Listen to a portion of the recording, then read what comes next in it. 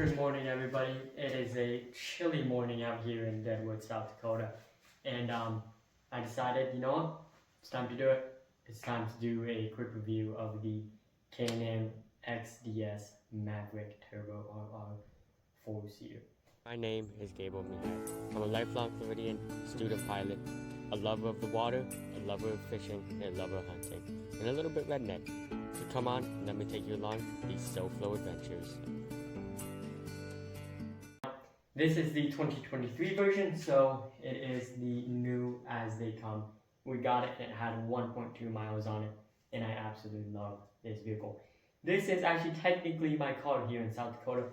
The first mod we did was a street legal kit, and trust me, that's not the only mods we're going to be doing. So this is going to be a whole series on the K&M Maverick Turbo RR. I will go over some of the mods that we're going to do, and I'll first do a little overview of this vehicle. So this vehicle is the Desert Tan in Carbon Black. It's gorgeous, I love it. There's a good amount of carbon actually in the vehicle, especially on the interior of the vehicle. It just looks great. So the vehicle itself is 64 inches wide with a wheelbase of 135 inches. You got 14 inches of ground clearance with 20 inches of suspension travel front and rear. And this is powered by Fox, at least the suspension is. I love this suspension. You're looking at a Fox 2.5 Podium Q53 piggyback shocks. They're beautiful, they're customizable. I got them set up to what I want to do. This vehicle is sitting on a set of 30-inch Maxxis Carnivore tires, and you got 262mm brakes in the front, 248mm in the back. You have a rear tow hook, a 4.5-inch digital display with a keypad. It's not touchscreen. It's not like the Razor where you have a whole iPad. However, I do put my iPad in there and it works great because I use my Onyx off-road, which is better than anything Razor had.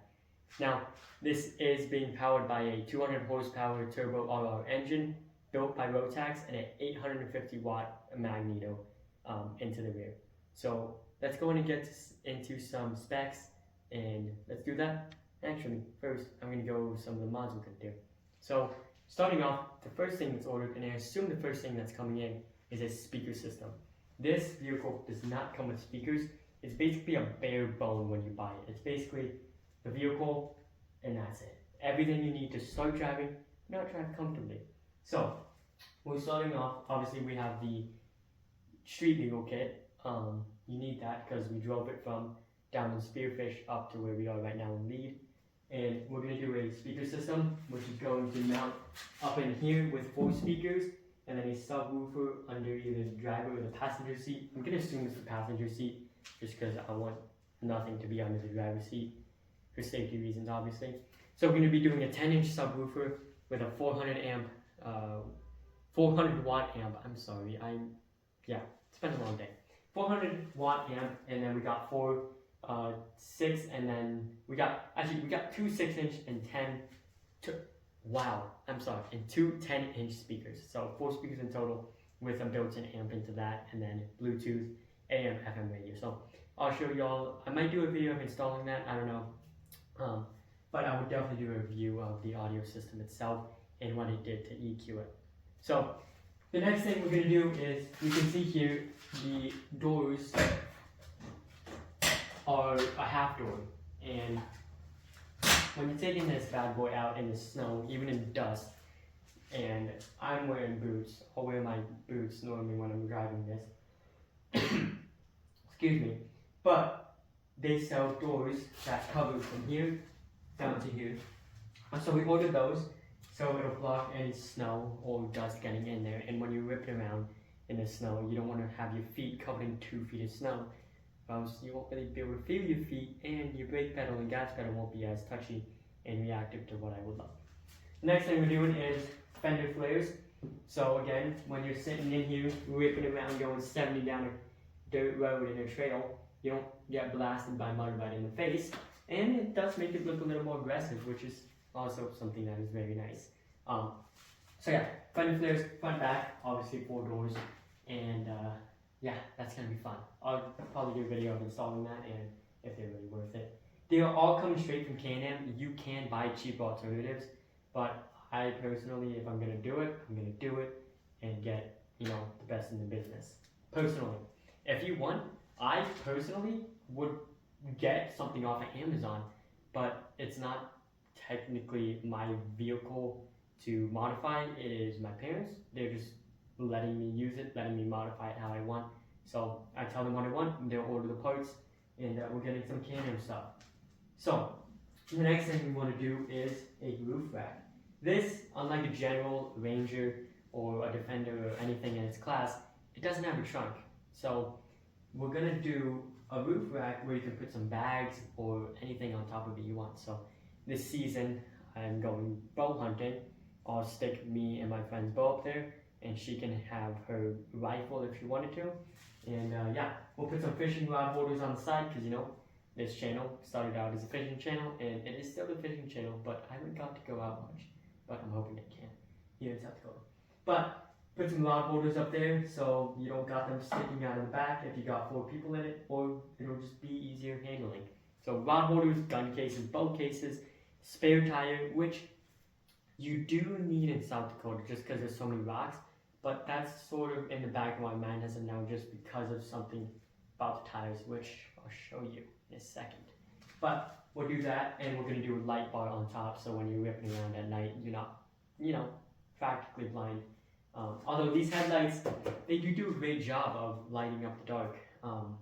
They're just, you know, everything could be brighter, and it'll be a nice addition to it. And these are those headlights that I was talking about. This is running currently in accessory mode, so don't leave it on like this, but I'll turn some lights off. And they're quite bright, even the rear ones. Let me move back to the rear brake lights. Even the rear brake lights are quite bright, and we got a license plate light. Obviously I took the license plate off, but yeah. So these are definitely bright enough, but a light bar would help. So yeah, that's basically it. So those are the mods as of right now. We might do a suspension work. We might do a little engine work. They sell some, you know, air intakes that I would love to put on it just to hear that turbo flutter a little bit more. Although the turbo flutter does sound beautiful in this vehicle.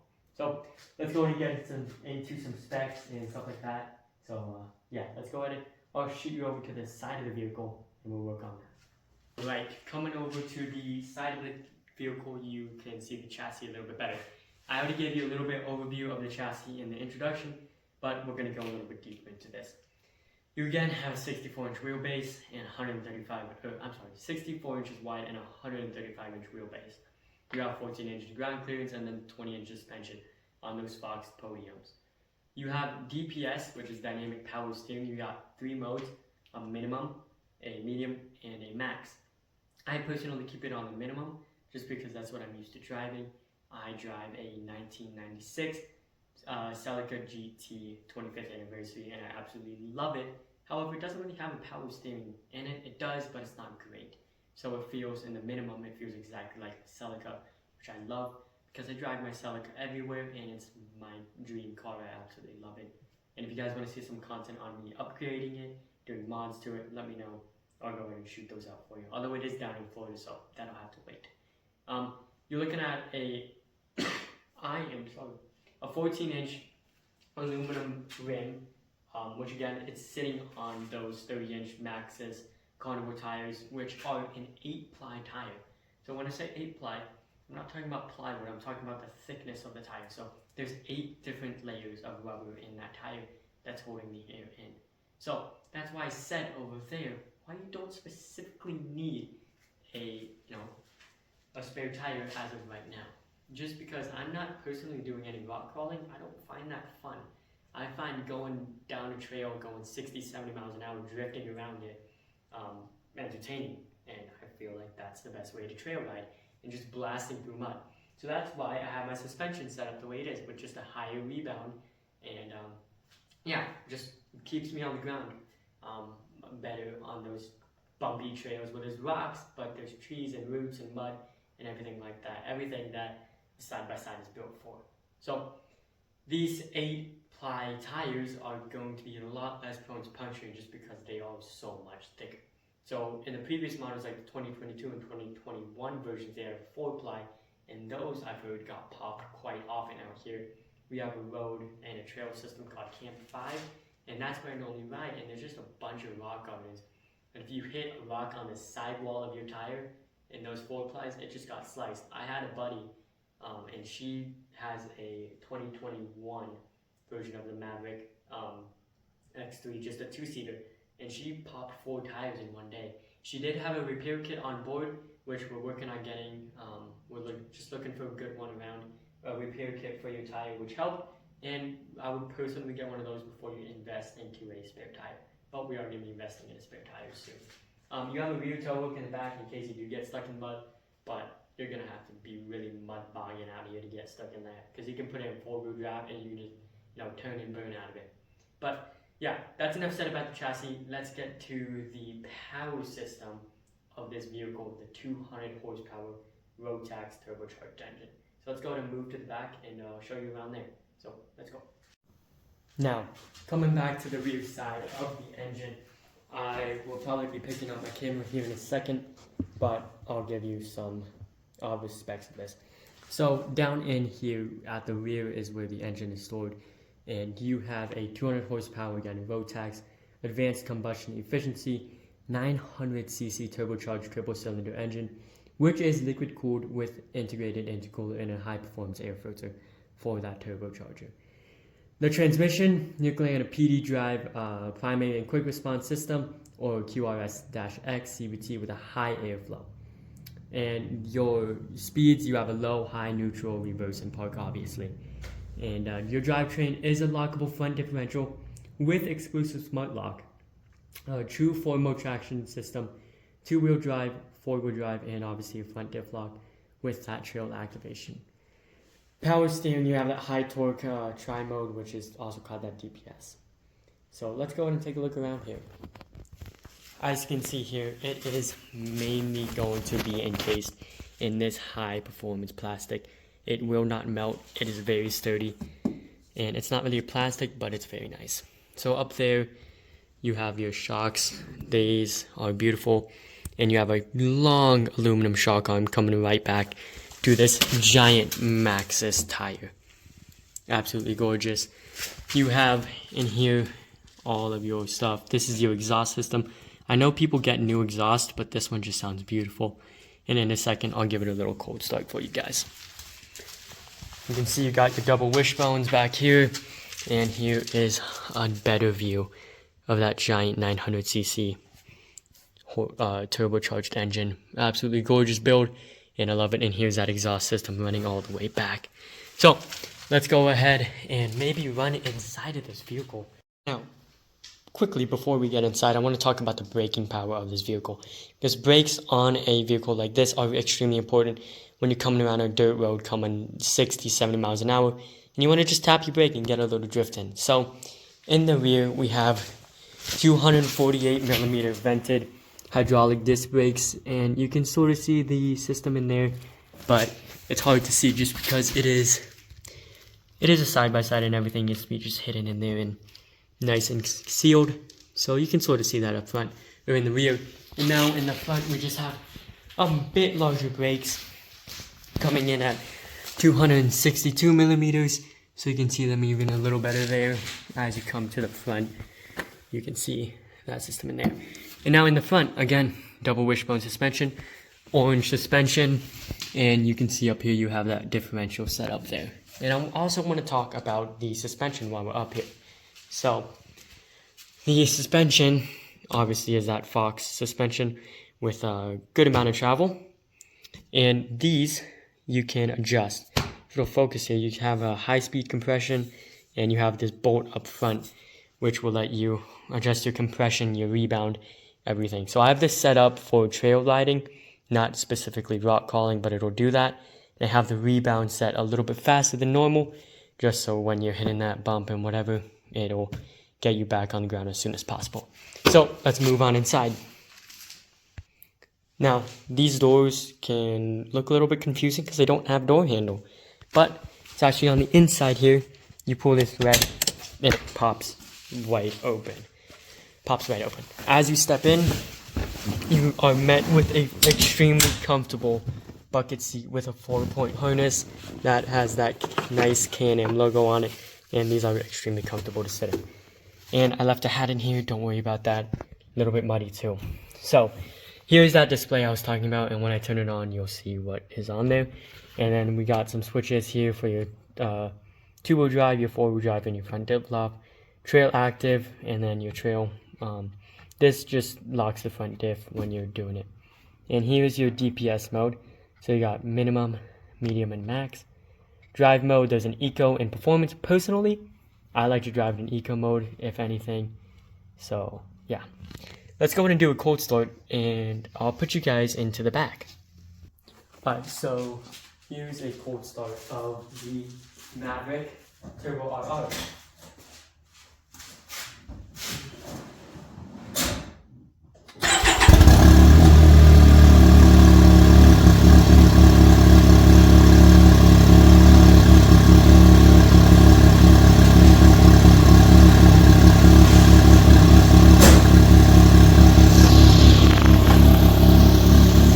As you can tell, it's a gorgeous sounding animal, not extremely loud, but just perfect. So here's that display.